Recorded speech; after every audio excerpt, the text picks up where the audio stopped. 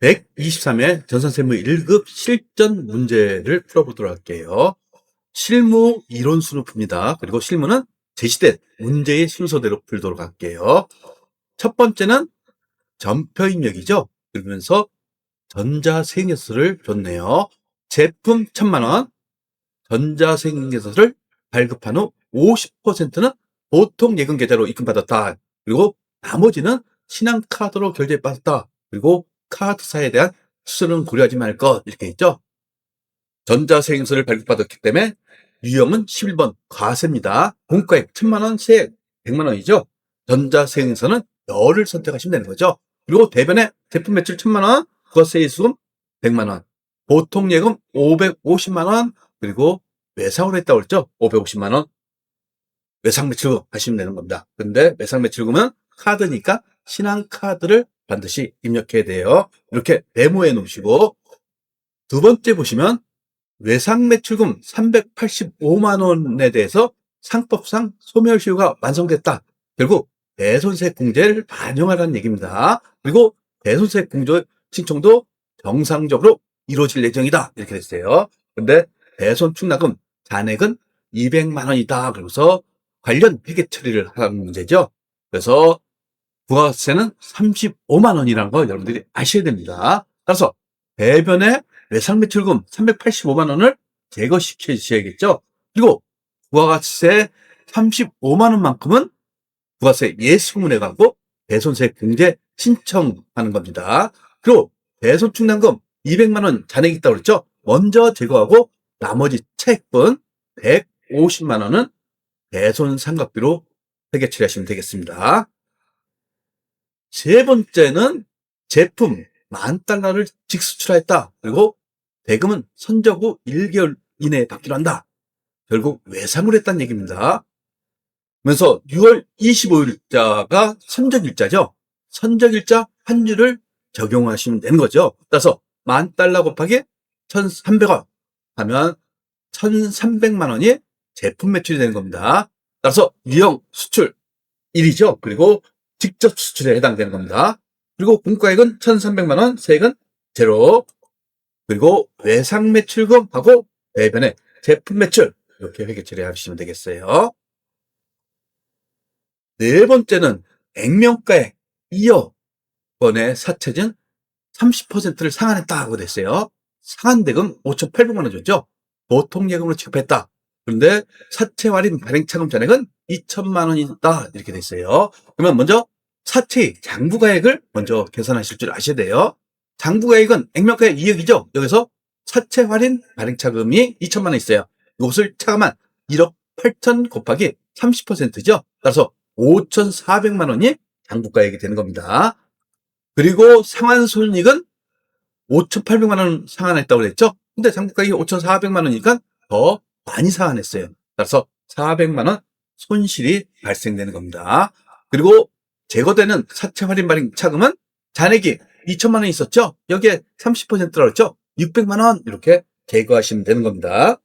따라서 대변에 5,800만 원 상환가액, 그리고 사채의 액면가액 6천만 원이죠. 그리고 사채 할인 발행 차금 30%를 제거하는 600만 원, 그리고 상환 시 상환 손실이 400만 원, 사채 상환 손실 이렇게 회계 처리하시면 되겠습니다. 그러면 전표 입력을 해보도록 할게요. 먼저 메인 매출 전표 입력 크리에 1번 문제입니다. 4월 2일이죠. 4월 2일 유형은 신분 과세, 그리고 제품 하시면 되겠죠. 제품 품목은 공가액은 1,000만 원, 100만 원, 거래처는 애신, 그리고 전자세액서를 발급했어요. 그리고 혼합으로 하시면 되겠죠. 대변의 제품 매출 맞습니다. 그리고 차변에 108번 외상 매출금인데 550만 원. 그리고 여기에 주식회사 애신이 아니라 카드회사 신한카드죠. 신한카드로 변경하셔야 됩니다. 그리고 차변에 103번 보통예금 550만 원 하면 첫 번째 문제는 입력했어요. 3번부터 먼저 입력해 보도록 할게요. 메인 매출 전표니까 6월 25일이죠. 3번 6월 25일 유형은 16번 수출 제품 입력하시고 공급가액 1,300만 원. 부가세 제로. 거래처는 PT 마주자야니까 입력하시고, 그리고 영세율 구분 F2를 이용해서 1번 선택하시면 되는 거죠. 수출 신고번호는 생략하라고 했어요. 공개는 외상으로 하시면 되는 거죠. 따라서 대변의 제품 매출 1,300만 원, 차변의 외상 매출금 1,300만 원 이렇게 입력됐어요. 여기까지 메인 매출 전표를 입력했습니다. 그리고 일반 전표 입력 2번 6월 1일입니다. 그리고 먼저 대변의 108번 외상 매출금 거래처는 굿워터. 그리고 대변의 385만 원. 그리고 차변의 부가세 예수금 금액은 35만 원이죠. 그리고 차변의 외상 매출금에 대한 대손충당금은 108번 플러스 1을 더하면 109번이죠. 여기에 200만 원. 나머지 차변의 대손 상각비 835번 이렇게 입력하시면 두 번째 일반 전표 입력도 마무리됐어요. 그럼 네 번째 일반 전표는 12월 25일이네요. 먼저 대변의 보통 예금 상환했죠? 5,800만 원. 그리고 차변의 사채 6천만 원이죠? 6천만 원. 그리고 대변의 사채 할인 차금 600만 원 제거하시면 되는 거죠. 그러면서 차변의 사채 상환 손실 이것을 선택하시면 400만 원 이렇게 하면 전표 입력은 마무리됐습니다. 다음은 부가세 신고서 및 부속 서류죠. 첫 번째는 공제받지 못할 매입세액 명세서를 작성하는 문제네요. 첫 번째 보시면 화세기 130만 원 부가세 포함이라고 되어 있습니다. 그러면서 거래처에 사옥 신축 축하 선물로 사용하고 법인카드로 결제하여 신용카드 매출 전표를 수령했다. 우리 공제받지 못할 매입세액 명세서는 세액에서 수치분에만 배상이 되는 겁니다. 따라서 이것은 입력할 필요가 없죠. 그리고 두 번째는 토지를 매입하는 과정에서 공인중개사에게 중개수수료 1,320만 원 부가세 포함되어 있어요. 세금 계산서를 실었다. 이것은 입력해야겠죠. 토지 관련 매입세액이니까 이것은 불공제가 되는 겁니다. 따라서 이것을 입력하는 겁니다. 그리고 세 번째 보시면 상품을 구입하고 전자세액서를 수취했으나 해당 세액계산서상 공급받는 자의 상호, 이것은 임의적 기재사항이죠. 따라서 이것은 누락돼도 매입세액 공제를 받을 수 있어요. 세 번째, 이것은 입력할 필요가 없습니다. 그리고 네 번째 보십시오. 10월 25일 날 원재료를 인도받았대요. 세금계산서를 받지 못하고 있다가 내년도 1월 12일 날 전자세액서를 발급받았다. 작성일자는 당연히 10월 25일자로 발급받아야 됩니다. 따라서 이것은 지연수치가 되는 겁니다. 따라서 지연수치 가산세죠. 따라서 지연수치 가산세 부담하는 대신에 매입세액 공제는 됩니다. 따라서 우리가 공제받지 못할 매입세액 명세에 입력할 것은 2번 요거만 입력하시면 되는 거네요. 그리고 다섯 번째 보시면 확정신고기간 공통매입세액 500만 원이라고 되어 있어요. 그러면서 공급가액의 합계를 줬네요. 예정신고 시때 공통매입세액은 300만 원, 불공제 매입세액은 100만 원이었다 이렇게 했어요. 그러면 여기 보시면 과세공급가액 2억 5천하고 면세공급가액 1억 5천이죠. 따라서 면세 비율을 2기 신고기한을 내갖고 면세 비율을 산출하실 줄 아시면 됩니다. 총 공급가액 4억이죠. 여기에 면세 공급가액 1억 5천. 그렇죠? 이것을 하면 면세 비율이 37.5%입니다. 그리고 총 공통 매입세액은 예정하고 확정 신고 기간을 합친 거죠. 800만 원이 되는 겁니다. 따라서 불공제 매입세액 여러분들 계산하실 줄 아셔야 돼요. 결국 불공제 매입세액 총 공통 매입세액 800만 원에 면세 공급가액 비율을 곱하면 이게 2기 불공제 매입세액이 되는 거죠. 근데 불공제 매입세액 있죠? 얼마? 100만 원을 차감한 200만 원이 2기 확정 신고수 때 불공제 매입세액이 되는 겁니다. 그러면 공제받지 못할 매입세액 명시서를 작성해 보도록 할게요. 상단에 있죠? 클릭하시고 10월서부터 12월 확정 신고기간이죠. 첫 번째, 토지의 자본적 지출 관련 6번 있죠? 여기에 한 건의 금액은 1,200만 원입니다. 그러면 매입세 120만 원.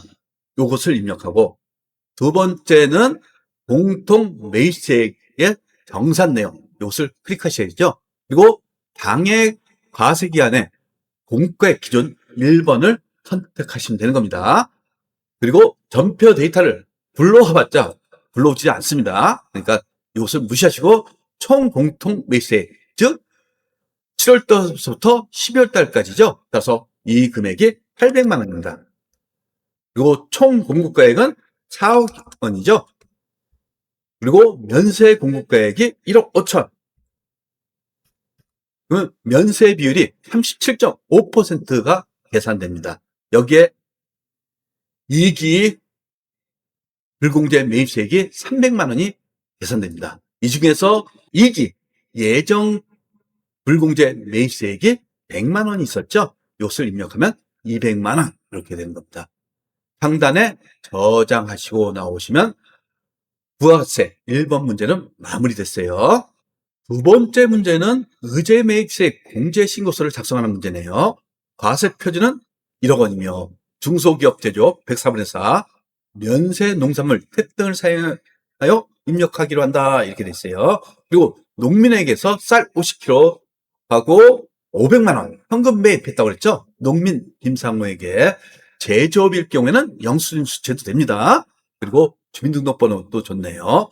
그리고 두 번째 보시면 세참유통이죠. 전자계산서 수채했어요. 면세 200kg, 채소 이것을 다 입력하시면 되겠습니다. 그러면 의제 매입세 공제 신고서 클릭하시고 10월에서 12월 공급자는 첫 번째 김상호 씨죠. 김상호 찾아보십시오. 그러면 158번 김상호 씨가 있습니다. 취득일자는 10월 10일이죠. 그리고 농민 매입 3번 물품명에는 쌀 수량은 50kg 매입가액은 500만 원 공제율은 2번 선택하시면 이렇게 의제 매입세액이 계산됩니다. 그리고 두 번째는 F2를 이용해 갖고 새싹 확인하시고 취득일자는 11월 20일이죠. 그리고 계산서를 수취했어요. 물품명은 채소 그리고 200kg 매입가액은 300만 원 그리고 104분의 4 선택하시면 되는 거죠. 의제 매입세 자동 계산된다는 거 확인되시죠? 그리고 면세 농산물 태회에서 한도 계산을 하시면 되는 겁니다. 예정 신고에는 없었죠? 확정 신고분에 1억 원이라고 그랬어요. 1억 원. 그러면 한도율 해갖고 자동 계산됩니다. 그리고 공제 대상 금액이 계산되죠? 그리고 예정 신고분에 공제받은 금액 없습니다. 그러면 이대로 확정하시면 되는 겁니다. F11 저장하시고 나오시면 두 번째 문제도 마무리됐어요. 이익이 부가세 예정 신고 기한에 관련해서 전자신고를 한 겁니다. 그리고 관련 부속 서류는 마감되어 있다 이렇게 됐어요. 그러면서 전자신고하고 국세청 홈택스 전자신고 변환용 순으로 진행한다 이렇게 돼 있고 납세자 자신신고를 선택하셔야 됩니다. 비밀번호는 1, 2, 3, 4, 5, 6, 7, 8로 입력하시면 되겠습니다. 그리고 이 순서대로 여러분들이 하실 줄 아시면 되겠죠? 그러면 한번 입력해 보도록 할게요. 부가세 신고서 클릭하시고 07월 1일부터 09월 30일까지 그러면 상단에 마감되어 있는 거 확인되실 겁니다. 그리고 하단에 전자신고 클릭하시고 07월서부터 09월 정기신고 엔터 치시면 이렇게 나타나요. 그래서 정상 마감되어 있다고 되어 있죠. 그러면서 상단에 F4 제작 누르시면 되는 거죠. 그리고 비밀번호 입력하시고 확인. 그러면 데이터 제작이 완료됐다고 되어 있죠. 그래서 상단에 F6 홈택스 바로가기 클릭하시고 닫으시면 요 화면이 나타나죠. 그러면서 중간에 찾아보기 클릭하시면 C 드라이브 하단에 맨 하단에 있죠. 이것을 클릭하시면 됩니다. 그리고 요 순서대로 클릭만 하시면 되는 거죠. 형식 검증하기 그리고 비밀번호 입력하시면 되는 겁니다. 확인하고 내용 검증하기 그다음에 내용 검증 결과 확인해 보시면 정상돼 있죠. 그러면서 전자 파일 제출하시면 여기 하단에 뜹니다. 전자 파일 제출하기 하시면 이렇게 접수증이 나타납니다. 그러면 전자신고도 마무리된 겁니다. 갖고 나오시면 되겠어요. 결산 문제를 보도록 할게요. 1번은 수동결산이죠. 단기매매증권입니다. 그리고 취득은 전년도, 그리고 전년도에 평가를 했어요. 4,000원에. 그리고 당해년도는 3,800원이 됐죠. 그러면 평가 손실을 계산하시면 되는 겁니다. 평가 손익 보시면 공정가액이 3,800원이고 장부가액이 4,000원이죠. 여기에 만주를 곱하면 200만 원 손실 봤어요. 그러면 차변에 단기매매증권 평가 손실 200만 원, 대변에 단기매매증권 하시면 되는 거죠. 두 번째도 수동결산입니다. 지금 임차하고 임대차 계약을 체결했다 하면서 1년분 임차료 2,400만 원. 그래서 9월달부터 내년도 8월 31일까지입니다. 전액 성급비용으로 처리했다. 따라서 당해년도 임차료를 여러분들이 계산하실 줄 아셔야겠죠. 따라서 임차료 1년분 임차료 나누기 12개월 하면 200만 원씩 월 임차료가 되는 겁니다. 4개월이니까 800만 원이 비용이 되는 거예요. 따라서 차변의 임차료 그리고 대변의 성급비용을 취소하시면 되는 거죠.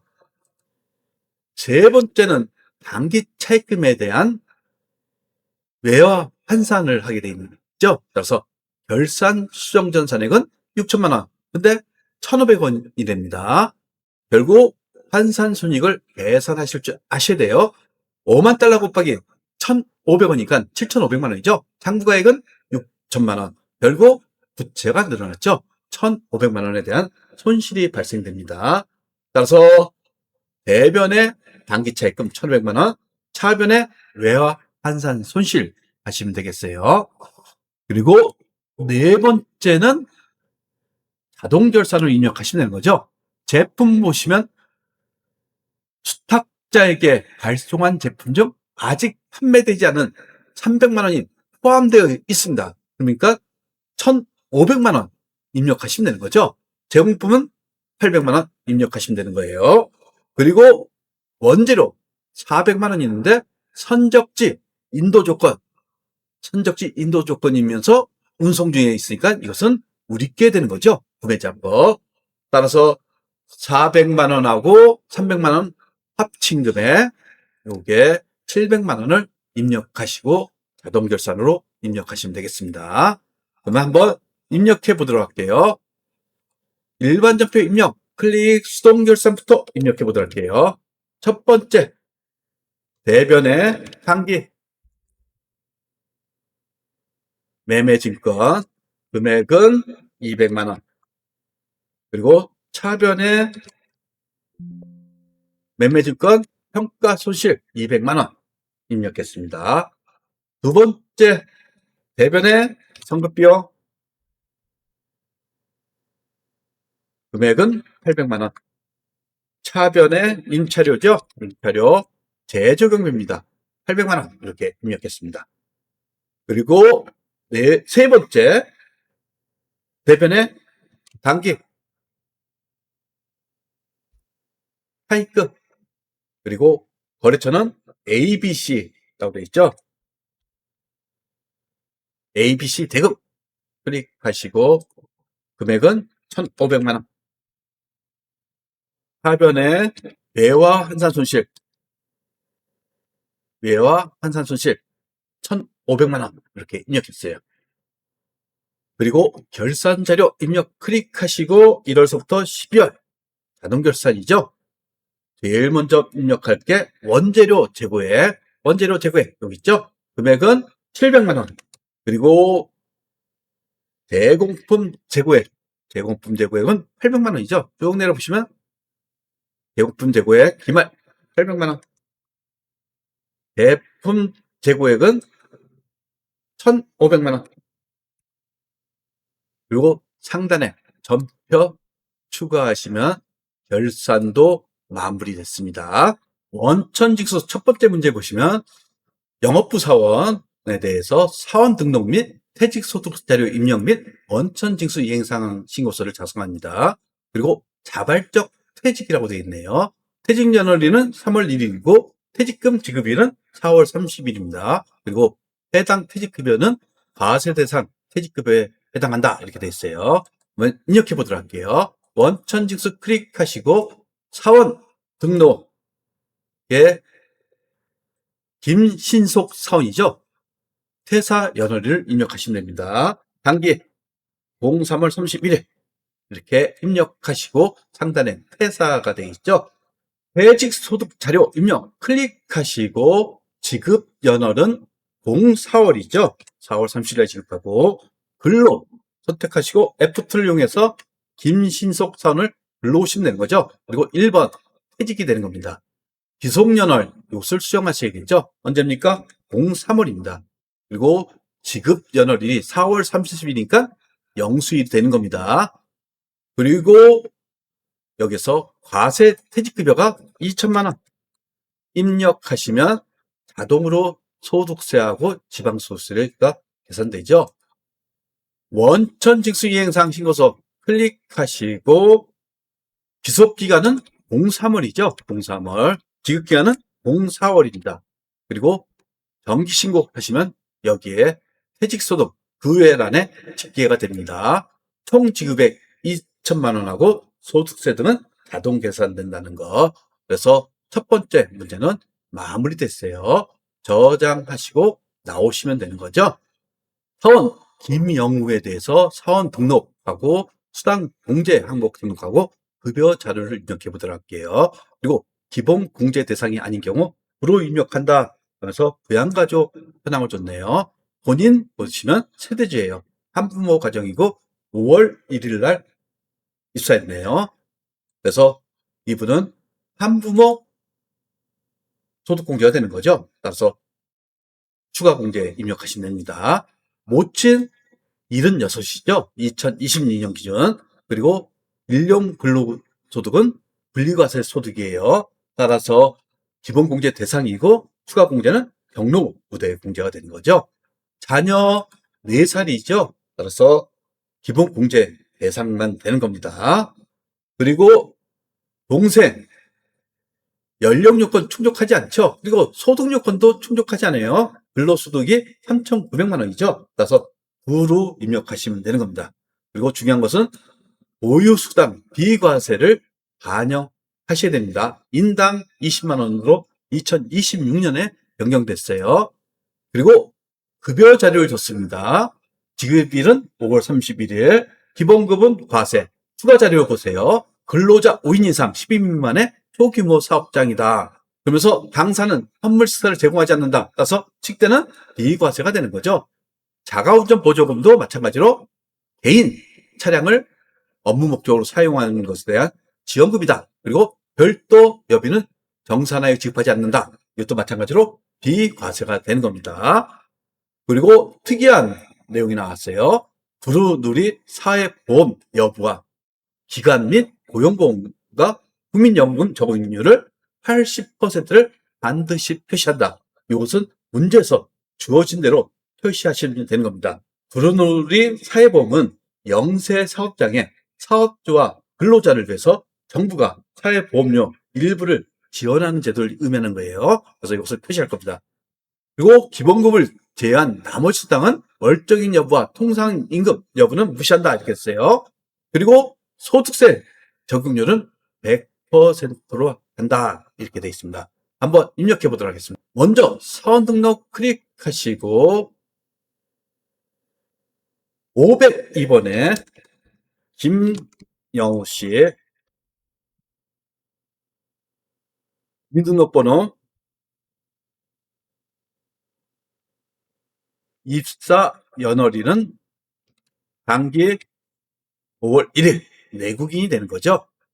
그리고 추가 입력할 거는 여기 국민연금 보수 원래 요거에 대해서 250 기본급 입력하시면 되는 겁니다.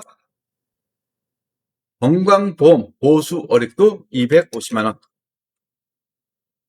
그리고 하단에 고용보험 보수 월액도 250만 원. 여기까지 입력하면 됐습니다. 그래서 사원 등록 입력했죠? 그리고 부양가족 명세 클릭하시고 첫 번째 모친이죠? 모친 1 박희슬 씨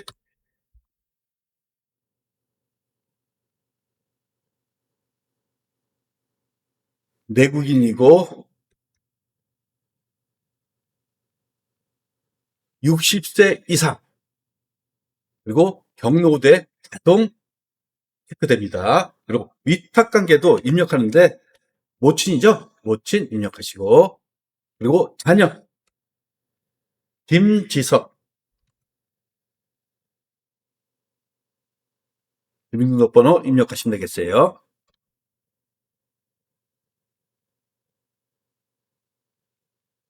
네 살이고 20세 이하 그리고 자녀 4번 선택하시면 되는 거죠.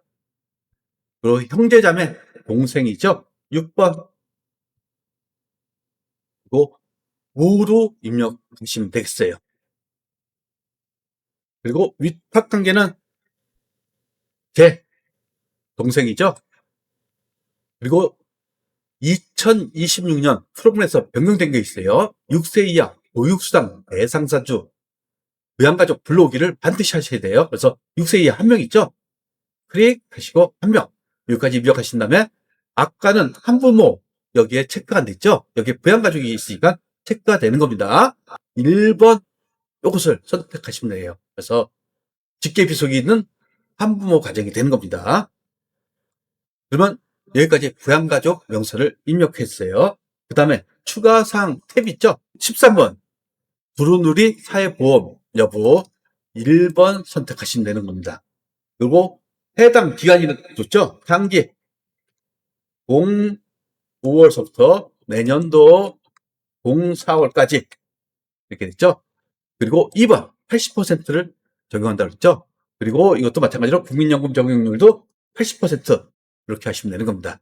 그리고 12번 보세요. 소득세 적용률 100%돼 있죠? 요까지 확인하시면 사원 등록은 마무리됐어요. 그런 다음에 급여 자료 입력 클릭하시고 수당 공제를 등록하시면 되는 거죠. 수당 중에서 하나 등록할 게 있죠. 비과세 보육수당입니다. 그리고 F를 이용해서 보육 주시면 보육수당 나오죠. 요거만 하나 더 입력하시면 되는 겁니다. 나머지는 다 비과세 요건을 충족한다고 그랬죠. 그리고 기속연월은 05월이죠. 05월. 그리고 지급연월일은 5월 31일이 되는 겁니다. 그리고 김영우 씨에 대해서 기본급 250만 원 입력하시고 식대에 20만 원 자가운전 보조금에 20만 원 그리고 보육수당에 20만 원 이렇게 입력했어요. 그러면 비과세 총액 60만 원이 된 거 확인되시죠? 식대 20만 원, 자가운전 보조금 20만 원, 보육수당 인당 20만 원 해서 60만 원 하면 여기까지 입력된 겁니다. 그리고 나머지 거는 자동으로 계산되는 거 놔두시면 되겠습니다. 그리고 공제 항목 보시면 국민연금 80%, 고용보험 80%, 소득세 100% 이렇게 체크되어 있는 거 확인되시죠? 이렇게 해서 급여자료 입력 마무리됐습니다. 6월 급여대장하고 사업소득 지급대장 일부 다 하면서 원천 이행사항 신고서를 조회하여 마감한 후 전자신고를 수행하는 문제네요. 그러면서 급여대장하고 지급일은 7월 7일 돼 있어요. 그리고 사업소득 대장도 지급연월은 7월이고 기속연월은 6월 이렇게 돼 있습니다. 그래서 전자신고 관련 유의사항 보시면 납세자 자진신고를 선택하고 비밀번호를 줬습니다. 이대로 입력하시고 전자신고 하시면 되는 겁니다. 그러면 원천징수 이행사항 신고서 클릭하시고 귀속기간은 06월이죠. 지급기간은 07월. 그리고 신고 구분은 정기신고 클릭하시면 여기에 입력돼 있던 게 다 갖고 옵니다. 그래서 원천징수 이행사항 신고서를 조회 후 이제 마감하시면 되는 겁니다. 마감 클릭하시면 마감 상단에 표시가 되죠. 그리고 이제 전자신고로 가시면 되는 겁니다. 따라서 우측에 전자신고 있죠? 클릭하시고 여기도 납세자 자신신고 지급기간은 07월. 그러면 마감했던 게 이렇게 나타나죠. 그래서 마감일자하고 나타나는 거. 따라서 상단에 제작을 했습니다. 제작하고 비밀번호는 1, 2, 3, 4, 5, 6, 7, 8이죠.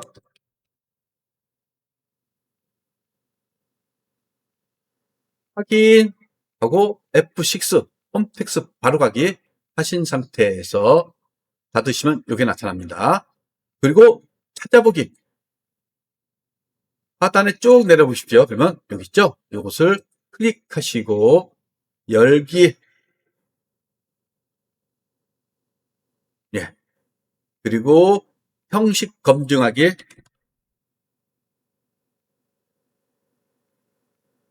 결과 확인, 내용 검증하기 클릭하시고 확인 정상됐죠? 그 다음에 전자파일 제출하면 이렇게 나타납니다. 그리고 전자파일 제출하기를 클릭하시면 접수층까지 나오면 이 문제는 마무리된 겁니다. 그러면 법인 조정을 보도록 할게요. 제조 도매업을 영위하는 중소기업이라고 되어 있어요. 그리고 회사 선택 시 유의하시오 이렇게 되어 있죠. 그러면 첫 번째는 성급비용 명세서를 작성하는 문제네요. 그러면서 정기 자본가 적립금 조정 명세서 읊어줬어요. 여기에 기말 잔액은 기초 금액이 되는 거죠. 따라서 정기분 성급비용 전액이 단기의 보험기간이 만기가 도래했다. 결국 유보 취인하라는 얘기입니다. 따라서 소문 취인하시면 되는 거죠. 그리고 단기 보험료 내역을 줬습니다. 내역을 줬고 주 1 보시면 대표자 건물 화재보험 이것에 대해서는 대표이사가 개인적으로 소유한 건물의 보험료를 회사가 대납한 것이다. 이것은 송금불산이 상여 처분하시면 되는 거죠.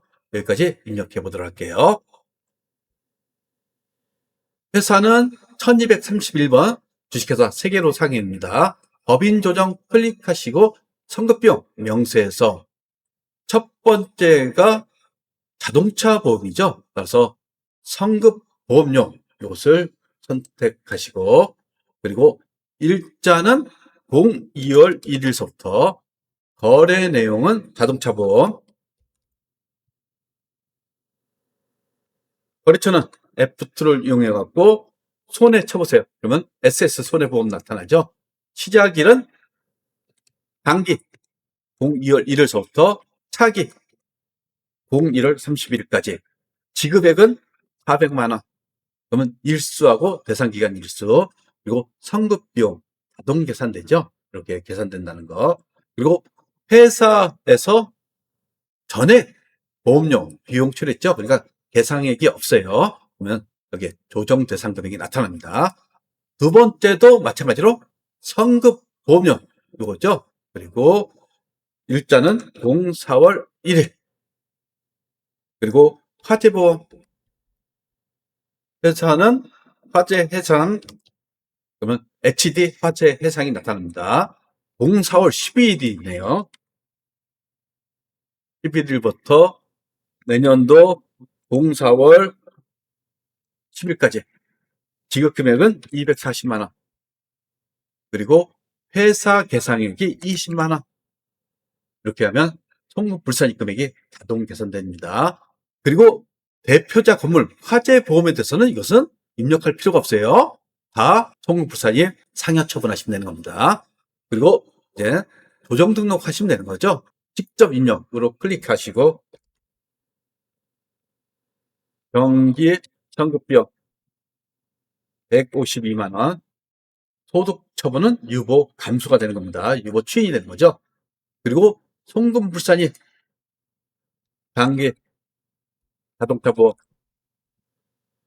금액은 339726원, 소득 처분은 유보 발생이 되는 겁니다. 그리고 단기 화재보험 또는 건물 화재보험 해도 됩니다. 457534원. 이것도 마찬가지로 유보 발생이 되는 겁니다. 그리고 대표자 건물 화재보험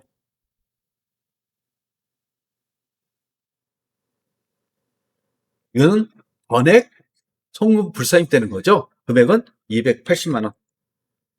이것은 대표자 상여로 처분하시면 되는 겁니다.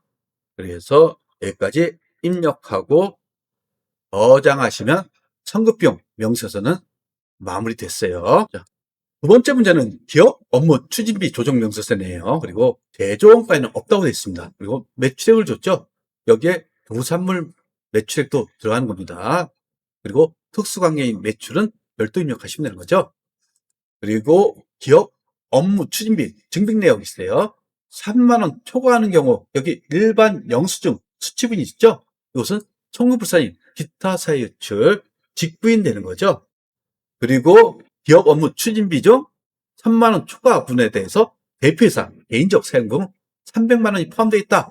이것은 청구불산이 상여 처분하시면 되는 겁니다. 그러면 여기서 3만 원 초과하는 금액 이 300만 원을 차감해야겠죠. 그래서 2,339만 원이 3만 원 초과분이 되는 겁니다. 그리고 복리후생비 계정에는 기업 업무 추진비 1,100만 원이 계산되어 있고 이는 모두 건별로 3만 원 초과 금액이며 법인카드로 결제됐다. 이것은 별도 입력하시면 되겠습니다.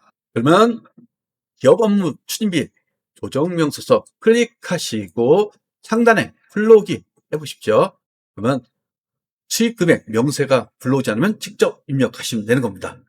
먼저 총계가 이렇게 입력했죠. 그리고 특수관계인 간 거래 금액이 있어요.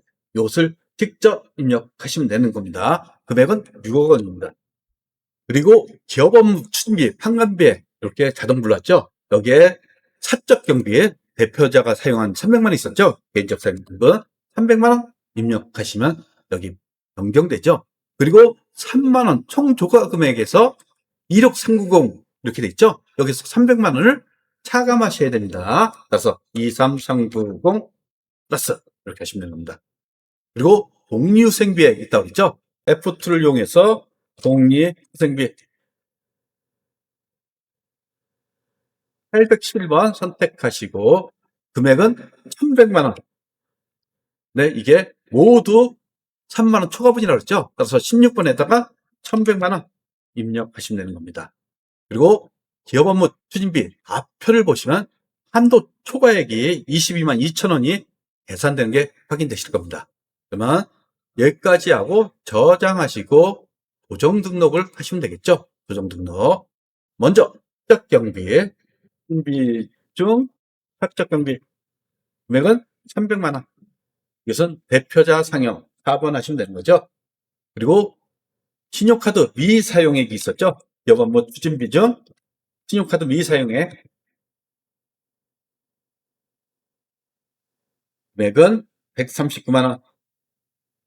이것은 기타 사유 유출 6번 선택하시고 그리고 한도 초과에 하단에서 똑같이 입력하시면 됩니다. 이것은 기타 사유 유출 6번 하시고 나오시면 기업 업무 추진비 명세서도 작성이 마무리됐습니다. 세 번째는 업무 무관, 부동산 등에 관련한 차입금이자 조정명세서를 작성하는 문제죠. 지급이자 및 차입금 내역을 줬어요. 그리고 장기 차입금 A의 지급이자 중 100만 원은 채권자 불분명 사채이자다. 이것은 상여가 되는 거죠. 원천 직수는 없습니다.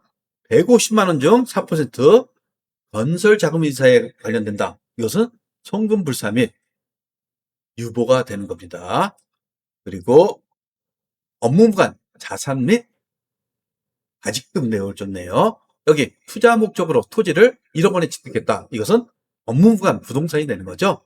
그리고 고급 유투가 있습니다. 이것도 투자용으로 했다고 됐어요. 이것은 업무부간 동산이 되는 겁니다.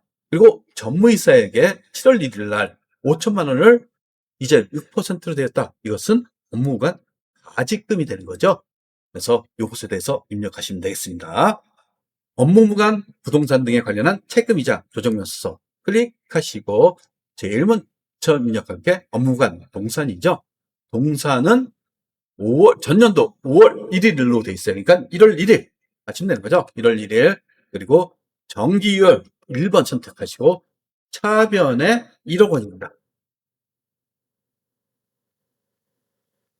1억 원 입력했습니다. 그리고 두 번째는 고급 요트죠. 이것은 9월 1일 날 취득했어요. 9월 1일 날 그리고 2번 취득하시면 되는 거죠. 그리고 금액은 8천만 원. 그러면 적수는 자동 계산됩니다. 세 번째는 가지금. 가지금은 7월 1일로 되어 있죠. 7월 1일 그리고 2번 지급하시면 되는 거죠. 지급 금액은 5천만 원. 그러면 적수 입력 다 했습니다. 그 다음에 두 번째 지급이자 송금 불산일 요거죠. 그리고 5%에 대해서 입력하시고 지급이자는 500만 원이죠. 500만 원. 그러면 차입금 적수 자동으로 계산됩니다. 여기에 100만 원은 채권자 불분명 사채이자로 되어 있죠. 100만 원 입력하시면 되는 겁니다. 그리고 이자율 4%짜리 지급이자는 600만 원. 그리고 이 중에서 건설자금 이자가 있었죠. 건설자금 이자 금액은 150만 원. 그러면 자동으로 해갖고 업무부관, 부동산 등에 관련한 차입금 지급이자가 자동으로 계산됩니다. 여기에 송금 불산입 금액 확인되시죠?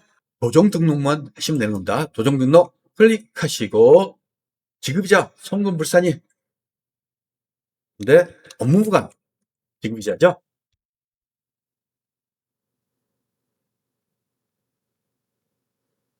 금액은 그리고 이것은 무조건 기타 사유줄 6번을 선택하시면 되는 겁니다. 그리고 채권자 불분명 사채이자 100만 원. 이것은 상여죠. 4번 선택하시면 되고 그리고 건설자금이자는 150만 원. 유보 발생이 되는 겁니다. 유보 발생. 업무무관 부동산 등에 관련한 차입금 이자 조정 명세서를 작성했습니다. 기부금 조성 명세서네요. 그리고 기부금 내역을 줬네요. 그러면서 적용 및 기부처 입력은 무시하기로 한다. 그리고 불러온 자료는 이용하지 말고 다음의 자료만을 이용해요. 기부금 세무 조정할 것 이렇게 됐어요. 3월 12일 대한적십사 일반 기부금 줬습니다. 그렇죠? 그런데 6월 6일 아름다운 재단 현금으로 지출한 기부금이 있죠. 이것은 특례인지 일반인지 아셔야 돼요. 근데 비영리법인이죠. 그리고 별도 얘기 없으니까 이것은 일반 기부금이 되는 겁니다. 그리고 특정 정당의 후원에 현금으로 기부했다. 이것은 불법입니다. 법인은 기부를 못하게 돼 있어요. 만약 이렇게 기부하면 여러분은 형사처벌 받습니다. 근데 문제니까 그냥 불법이라고 제가 강조하는 겁니다. 법인에서 기부하면 안 된다는 것을 아셔야 돼요. 그러니까 이것은 기타 기부금이 되는 거죠. 그리고 11월 11일 500만 원 국립대학교 장학금, 시설비, 교육비, 장학금에 대해서는 특례 기부금이 된다는 걸 여러분들이 아셔야 됩니다. 그리고 한도 계산과 관련된 자료가 좋네요. 세무상 이월결손은 없다고 되어 있어요. 그리고 중소기업이며 불러온 자료를 무시하고 아래의 자료만 이용한다 이렇게 했어요. 그래서 결산서상 당기순위서부터 입금산입, 송금산입 이것을 입력하시면 되는 거죠. 여기서 중요한 것은 앞에서 송금불산입 정당 기부금 1,500만 원을 다 산하셔야겠죠. 따라서 입금산입에 1억 1,500을 입력하시면 되는 겁니다. 한번 입력해 보도록 할게요. 기부금 조정면서 클릭하시고 상단에 불러오기 한번 해보세요. 문제에서는 불러오기 않아도 된다고 되어 있죠. 근데 한번 불러보시면 3월 12일 날 대한적시사 기부금이 있어요. 그래서 문제하고 한번 확인해 보시면 겁니다. 그리고 이것은 일반 기부금 맞죠? 그리고 두 번째 6월 6일 날도 마찬가지로 아름다운 재단 기부금 이렇게 되어 있습니다. 이것도 일반 기부금 맞습니다. 그리고 정당 기부금, 요것은 그 밖에 기부금이 되는 거죠. 10월 12일, 그리고 1,500만 원. 금액은 확인하셔야 됩니다. 그러면 이것은 수정하셔야겠죠. 1,500만 원, 그렇게 수정하시고. 그리고 국립대학교 장학금, 이것은 특례 기부금입니다. 그래서 1번 하시고, 11월 11일, 금액 500만 원 맞죠? 그리고 요 4번은 문제에서 없어요. 그러니까 삭제하시면 되는 겁니다. 삭제하시면 금액을 다시 한번 확인해 보셔야 됩니다. 2천만 원, 3천만 원, 1,500만 원, 500만 원. 그리고 하단에 찍게 된다는 거. 특례 기부금 500만 원, 그리고 일반 기부금 5천만 원, 그리고 기타 기부금, 그 밖에 기부금 1,100만 원. 여기에 소득금액 확정, 수정을 하셔야겠죠. 결산서상 당기 순이익은 4억 5천,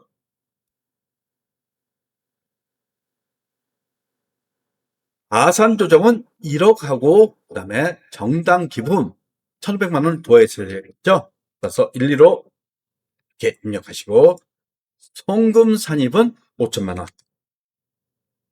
그러면 소득 금액이 자동 계산됩니다. 그리고 6월 결손금도 없다고 돼 있어요. 그래서 송금 산입액 500만 원 돼 있죠. 그러면서 한도 추가액도 없어요. 일반 기부금도 마찬가지로 송금 산입액 5천만 원, 한도 추가액이 없습니다. 여기서는 더 이상 입력할 게 없습니다. 이렇게 해서 기부금 조정면서까지 입력했어요. 그런데 하나 조정 등록할 게 있다는 거 여러분 까먹지 마십시오. 여기에 정당 기부금 있죠? 기타 기부금, 기타 정당 기부금 금액은 1,500만 원. 이것은 기타 사회 유출, 무조건 기타 사회 유출 처분하게 됐죠. 그러면서 종료하시면 되는 겁니다. 나오시면서 저장됐습니다. 그러면서 기부금 조정 명세서까지 됐고, 다섯 번째는 자본구가 적립금 조정 명세서 을표를 작성하는 문제죠. 그리고 정기 자본가 적립금 조정 명세서를 줬어요. 기말 금액이죠. 요게 단기에는 기초 금액이 되는 겁니다. 그리고 자본가 적립금 조정 명세서 을표를 보시면 증가가 있어요. 이것은 단기 발생에 대해서 만약 가산 조정이면 플러스, 차감 조정이면 마이너스 입력하시면 돼요. 근데 여기 감소란이 있죠. 감소란은 전기에 발생했던 거 유보 추인입니다. 따라서 가산은 마이너스, 차감은 플러스로 입력한다는 것을 아시면 쉽게 작성할 수 있어요. 그리고 단기 소득 조정 합계법 보시면 유보만 입력하시면 되는 거죠. 따라서 법인세 비용은 기타 사유 유출이니까 입력할 필요가 없어요. 감가상각비 한도 초액이죠. 증가란에 플러스로 입력하시면 되는 거죠. 그 다음에 신축 건물의 취득세 이것도 마찬가지로 플러스 유보니까 플러스로 입력하시면 되는 겁니다. 그리고 정기 재부상 평가증 이것은 유보 추인이죠. 따라서 가산 조정이니까 마이너스로 입력하시면 되는 겁니다. 그 다음에 차감 조정해 보시면 정기 감가상각 한도 초과액정 송금 추인에 있어요. 이것은 유보 추인이 되는 거죠. 따라서 플러스로 입력하시면 되는 겁니다. 그리고 대손 충당금도 정기 거죠. 이것도 유보 추인이죠. 플러스로 입력하시면 돼요. 근데 업무용 승용차 감가상비는 감가상비 한도 미달에 대해이죠. 따라서 이것은 마이너스 유보가 되는 거죠. 그리고 퇴직연금 충당금도 신고조정 송금산입에 마이너스 유보니까 마이너스로 입력하시면 되는 겁니다. 자본금가 적립금 조정연수서 을표를 입력해 보도록 할게요. 법인조정 클릭하시고 자본금가 적립금 조정연수서 클릭해 보십시오. 그리고 문제서 전체를 삭제하고 다시 입력하라고 했죠. 따라서 상단에 전체 삭제 있죠. 삭제하고 하나하나씩 입력해 보도록 할게요. 먼저 기초금액부터 먼저 입력하도록 할게요. 감가상각비에 표 잔액이 500만 원. 그리고 두 번째 있던 게 재고자산 평가증.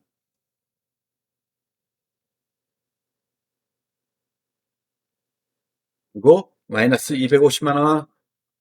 두 번째 거. 그 다음에 대손충당금. 한도표가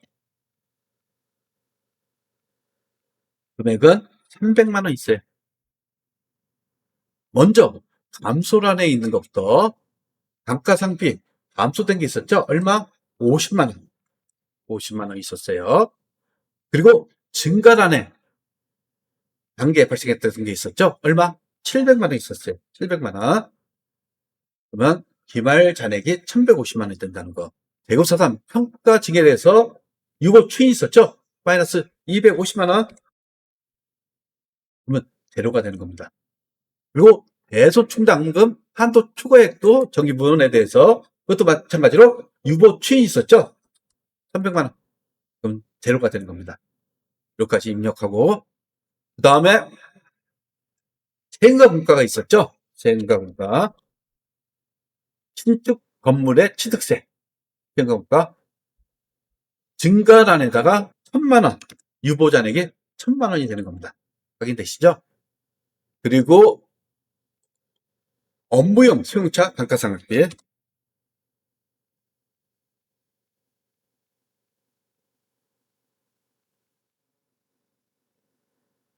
이것도 단기 발생란에 입력하시면 되는 거죠.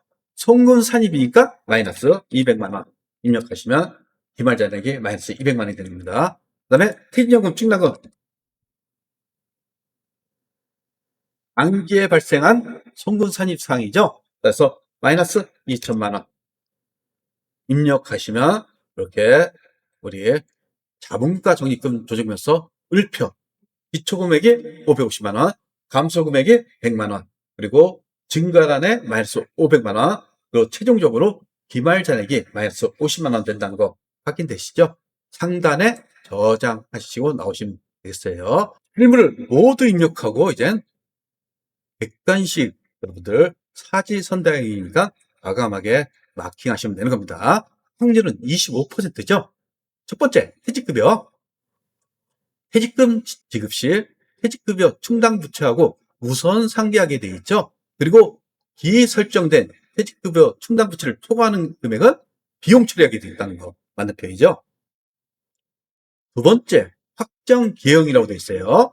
그래서 약정된 금액을 납입 시 퇴직급여 계정으로 하게 되어 있죠. 즉 비용 처리하게 되어 있습니다. 그리고 운용에 관한 책임은 모두 종업원이 결정하고 책임진다. 이게 확정 기형의 특징이죠. 확정 급여형은 회사가 책임집니다. 그리고 확정 기형은 운영을 종업원이 책임진다는 거. 그리고 확정 급여형 퇴직급여 제도에서는 운영수익이 발생하면 퇴직급여 충당 부채에서 차감 표시하는 게 아니죠. 우정수익에 대해서는 이자 수익으로 표시하게 돼 있어요. 그러니까 이게 잘못됐네요.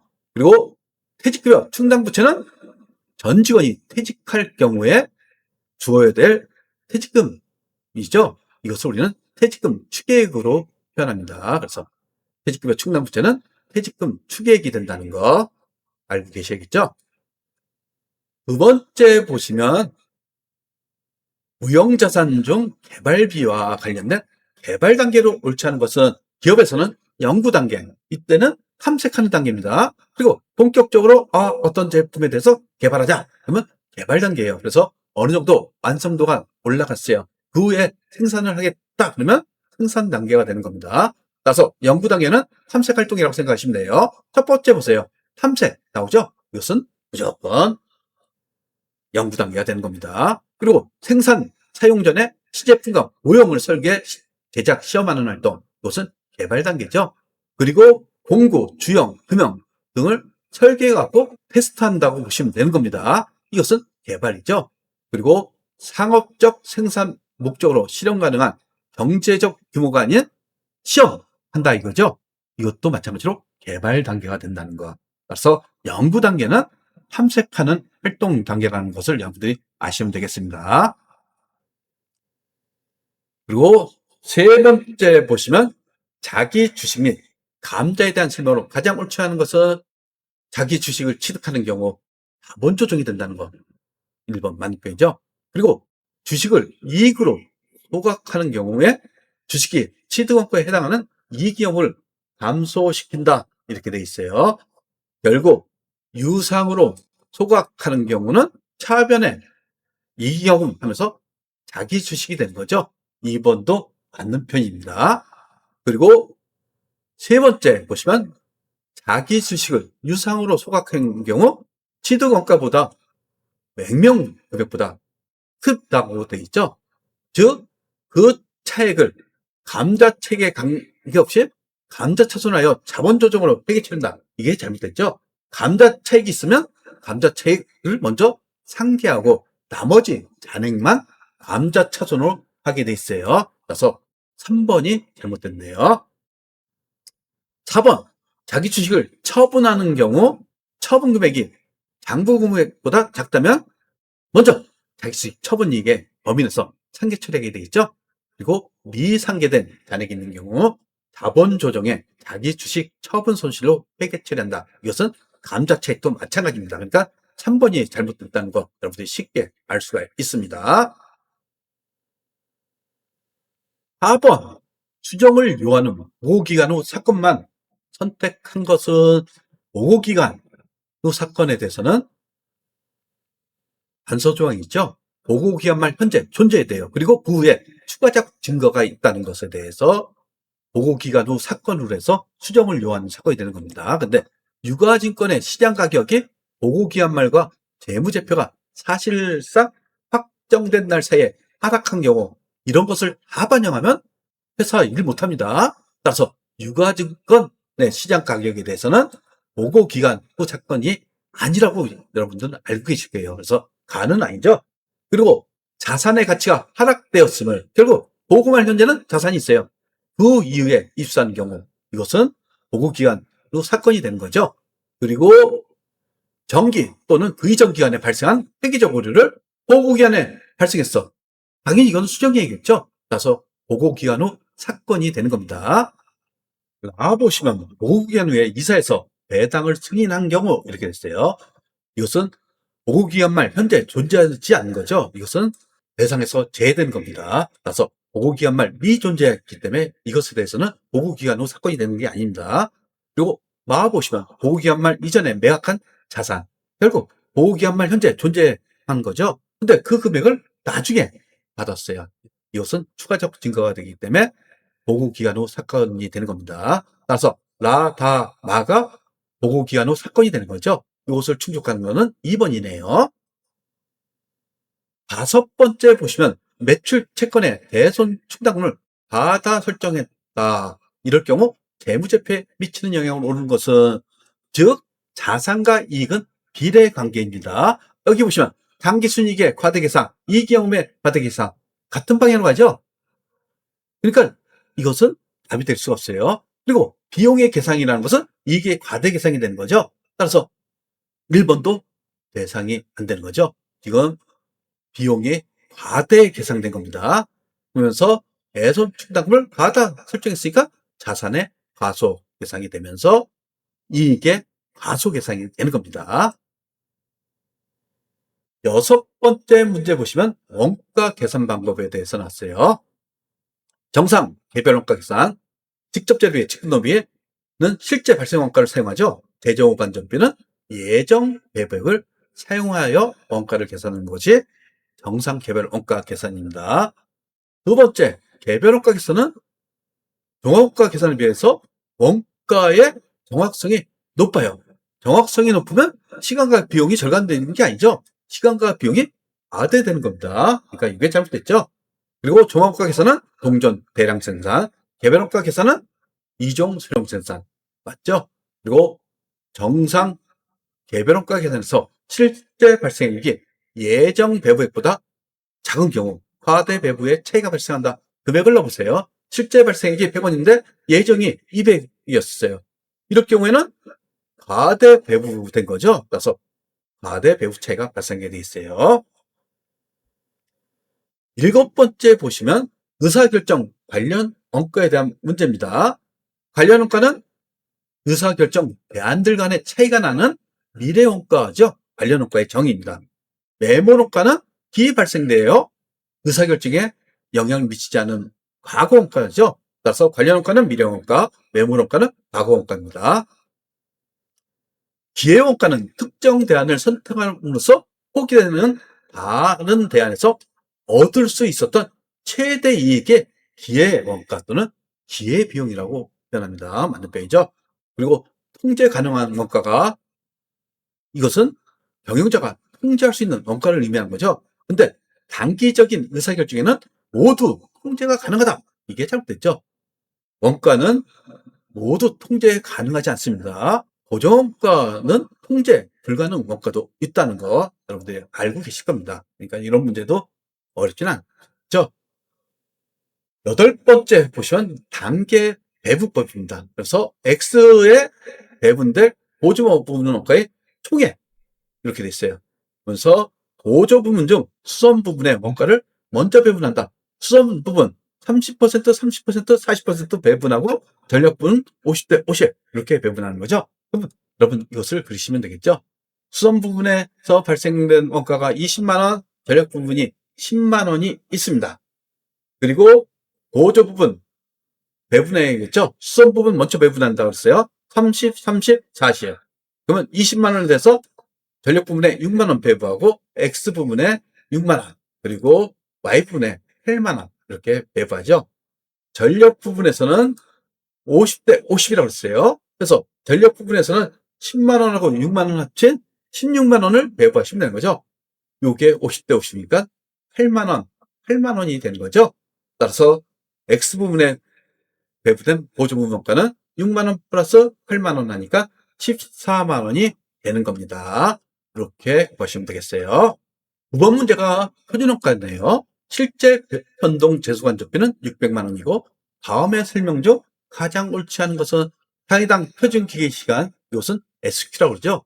실제 기계시간 AQ입니다. 그리고 변동 제조간접비 표준 배분율은 SP죠. 그리고 생산된 제품 단위를 줬습니다. 그리고 변동 제조간접비 총 차이가 있죠. 그러면 소비 차이하고 능률 차이로 구분된다는 거 아십니다.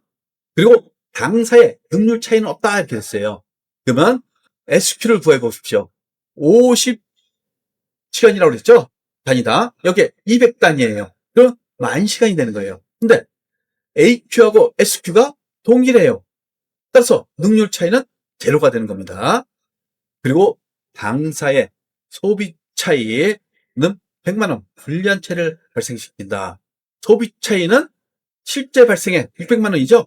600만 원.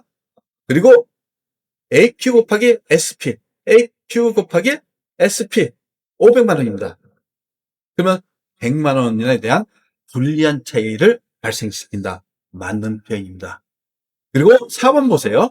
변동 제조간접비의 실제 발생의, 이것은 AQ 곱하기 AP죠. 그리고 실제 투입 시간 AQ죠. 허용된 표준 변동원가 AQ 곱하기 SP죠. 요 차이는 능률 차이가 아니라 소비 차이가 되는 겁니다. 4번이 잘못된 거죠. 10번째 문제는 평균법에 대한 설명으로 옳은 것만 선택한 것은 원재료는 공정 착수 시점에 전량 투입되며 가공원가는 공정 전반에 균등하게 투입됨 이렇게 돼 있어요. 가보시면 기초 제품을 먼저 가공 및 완성한 후 단기 착수 수량을 가공한다. 이것은 서희서치법에 대한 거죠. 그리고 단기에 발생되는 원가만을 배부 대상으로 한다. 이것도 서희서치법입니다. 근데 기초 제공품을 단기에 착수한 것을 간주한다. 이게 편비법이죠. 상대적으로 실제 물량의 흐름에 더 충실한 방법이다. 이것은 서희서치법입니다. 그리고 기초 제공품의 완성도가 선입선출법과의 원가 배분의 결과의 차이를 만든다. 이것은 평균법과 선입선출법에 대한 차이를 의미하는 겁니다. 따라서 이것을 찾는 문제네요. 11번째 문제 보시면 부가가치세법상 면세. 첫 번째 보시면 동물의 혈액, 이것도 치료, 예방, 진단 목적이면 이것도 면세입니다. 그렇죠? 그리고 어린이집 임대용활동, 이것도 면세예요. 면세. 근데 항공기, 고속버스, 전세버스, 여객 운송 용역, 이거 과세라는 것을 알고 계실 겁니다. 그리고 정부의 허가 또는 인가를 받은 학원의 교육 용역, 여러분들이 학원 다니면 이거 다 연쇄 사업입니다. 이렇게 보시면 되겠죠. 법인세법상 업무용 승용차 관련 비용에 대한 설명을 옳은 것은 업무용 승용차는 개별 소비세 과세 대상이 되는 승용차 맞죠? 근데 운수업, 자동차 판매업 등에서 사업에 직접 사용한 승용차도 포함된다. 이게 잘못됐죠? 제외되는 겁니다. 운수업하고 자동차 판매는 승용차가 없으면 안 되죠? 따라서 업무용 승용차 관련 비용에서 대상에서 제외되는 겁니다. 두 번째 보시면 업무용 승용차의 감가상각비는 정액법으로 하게 되어 있죠. 내용연수로 5년으로 합니다. 근데 이미 상각제도가 아니죠. 강제 상각하게 되어 있어요. 잘못된 표현입니다. 그리고 세 번째, 취득 관련 비용에는 감가상각비 임차료죠. 감가상각비 상당액. 그 다음에 유지 관련 비용에는 당연히 리스를 빌렸어요. 여기에 대한 이자 비용도 포함하게 돼 있어요. 그것도 잘못됐죠. 업무 전용 자동차 보험에 가입하지 않은 경우에는 전액 송금 불산입하게 돼 있다는 거 맞는 표현이죠. 그리고 상여 처분한다는 거. 13번째, 수정생에서 발급이 가능한 것을 모두 고르라. 제어가 한이 됐어요. 수정생에서 발급해야 되죠. 계약 해지됐어요. 이것도 마찬가지죠. 그 다음에 계약 해지됐어요. 이것도 마찬가지입니다. 수정생에서 발급 요건이 되는 겁니다. 근데 일반 가세세에서 간이가세대로 과세 유형이 전환됐어요. 간이가세대는 생애세를 발급할 수도 있고 영수증 발급할 수 있는 사업자 요건이 틀립니다. 그런데 전환된 후 결국 간이가세대가 됐다 이겁니다. 근데 그 전에 공급한 제어 또는 용역에 대해서 위사유가 발생했어요. 당연히 이것은 일반 과세자로서의 수정생에서 발급 요건이 되는 거죠. 그래서 모든 사항이 수정생에서 발급 사항이 되는 겁니다. 14번째 문제 보시면 종합소득 과세표준 확정신고를 반드시 해야 하는 사람, 사업소득자는 반드시 확정신고 의무가 있어요. 예외가 없습니다. 첫 번째 보세요. 사업소득자죠. 프리랜서 강사라고 되어 있어요. 그러면서 소득이 300만 원 분이라도 무조건 확정신고를 해야 됩니다. 1번이죠. 일용 근로자는 분리과세 소득이죠. 그러니까 할 필요가 없습니다. 그리고 양영우 씨는 상장 주식, 장래 양도차익. 이것은 양도소득이 되는 거죠. 그리고 양도소득은 과세를 안 합니다. 그리고 배당으로 1,900만 원, 2,000만 원 이하죠. 이것은 분리과세 소득이 되는 겁니다. 그리고 연구 참여와 특강으로 기타 소득 300만 원. 이것은 선택적 분리과세죠. 분리과세를 선택할 수도 있고 종합과세를 선택할 수가 있어요. 그래서 반드시 신고해야 되는 사람은 1번이네요. 기타 소득에 대한 설명을 옳지 않은 것은 건당 5만 원 이하래요. 이게 과세 최제한이죠. 그래서 기타 소득세는 없습니다. 그리고 저작자가 저작권의 양도, 사용의 대가로 받는 금품은 기타 소득이다. 이게 잘못됐죠. 이것은 사업소득이 되는 겁니다. 그러면서 저작자 이외의 경우에는 기타 소득이 되는 거죠. 근데 저작자가 약공도했어요. 이때는 사업소득이 된다는 거. 그리고 퇴직선 부여받은 주식 매수 선택권을 퇴직 후에 행사하면서 얻은 이익은 기타 소득이죠. 맞는 편입니다. 근데 만약 퇴직 전이었으면 근로소득이 되는 겁니다. 그리고 뇌물, 알선수재 및 개인수재에 받는 금품은 기타 소득이죠. 이것은 무조건 종합과세하게 되는 기타 소득이 된다는 거. 이렇게 해서 전 선생님의 1급 123회를 풀어봤어요. 합격률이 10% 이상이 되죠. 이것은 그다지 까다롭지 않았습니다. 결국은 법인 조정에서 당락이 좌우됩니다. 그러니까 법인세를 잘 하시면 되겠습니다. 구독과 좋아요는 우리에게 큰 힘이 됩니다.